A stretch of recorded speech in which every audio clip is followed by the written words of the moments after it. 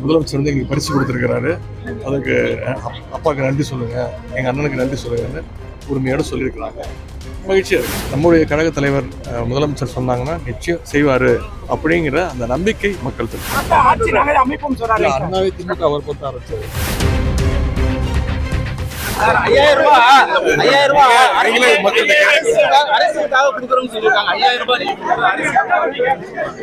நான் சொல்றதை விட பொதுமக்கள்கிட்ட நீங்களே கேட்டீங்கன்னா இன்னும் சிறப்பா இருக்கும்.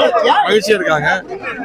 நான் இன்னைக்கு மதுரைக்கு வந்து போன வாரம் விருதுநகர்ல தென்மண்டல நிர்வாகிகள் சந்திப்பு நடந்துச்சு. கிட்டத்தட்ட 1,10,000 நிர்வாகிகள் கலந்துக்கிட்டாங்க. மாண்புமிகு கழக தலைவர் முதலமைச்சர்கள் கலந்துக்கிட்டாங்க. அதற்கு நன்றி தெரிவிக்கிறதுக்காக இன்னைக்கு மதுரையில் வந்து ஒரு பாராட்டு விழா வச்சிருக்கோம். அனைத்து அமைப்பாளர்கள், துணை அமைப்பாளர் வர சொல்லியிருக்கிறேன்.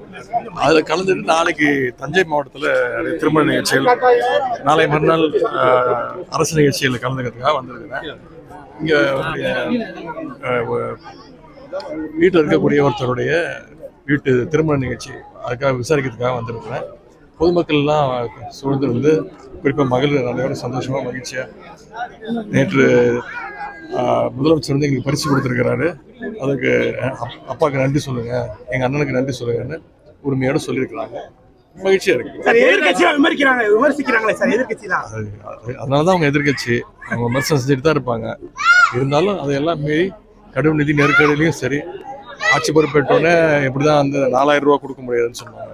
தேர்தல் அறிக்கையிலே நம்ம சொல்லியிருந்தோம். ஆட்சி பொறுப்பு ஏற்ற உடனே தலைவர் வந்து 2,000 ரூபா, அடுத்த மாதமே 2,000 ரூபான்னு கொரோனா நிவாரண நிதி கொடுத்தாங்க. அது மாதிரி மகளிர் உதவித்தொகை கொடுக்கவே முடியாதுன்னு சொன்னாங்க. 2022 செப்டம்பர்லேருந்து நம்முடைய தலைவர் 2023 செப்டம்பர்லேருந்து முதலமைச்சர் வந்து அதையும் கொடுத்துட்டு இருக்கிறாரு. இந்த முறை கூடுதல் போனஸாக வந்து இன்னொரு அறிவிப்பும் கொடுத்துருக்கிறாரு. கூடுதல் போனஸாக 2,000 ரூபா கொடுத்துருக்கிறாரு. ஆட்சி பொறுப்பேற்றோன்னா 2.0 மாடல், திராவிட மாடல் பார்ட் 2 அமைஞ்ச உடனே அதை உயர்த்தி கொடுப்பேங்கிற அந்த வாக்குறுதி கொடுத்துருக்கிறாரு. யார் என்ன சொன்னாலும் நம்முடைய கழக தலைவர் முதலமைச்சர் சொன்னாங்கன்னா நிச்சயம் செய்வார் அப்படிங்கிற அந்த நம்பிக்கை மக்கள்கிட்ட இருக்கு.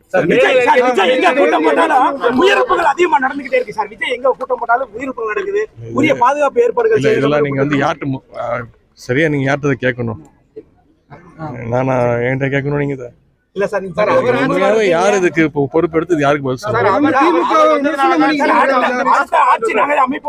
அண்ணாவை திமுக அவர் பொறுத்த ஆரம்பிச்சது. அவர் வந்ததுக்கு